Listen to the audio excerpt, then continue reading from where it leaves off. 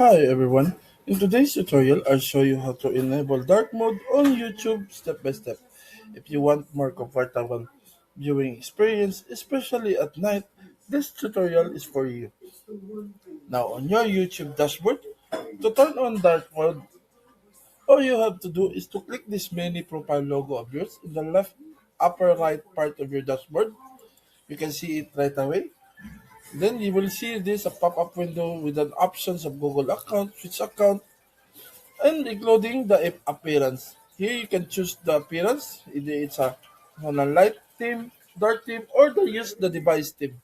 To use the dark theme, all you have to do is to choose the dark theme. Once you choose the dark theme, it will darken now the appearance of your YouTube dashboard. Now, the purpose of this is to help you turn on YouTube's dark mode feature to reduce eye strain, improve visibility in low light environment, and give the a app or website a cleaner look. And that's it. You've successfully enabled a dark mode on YouTube.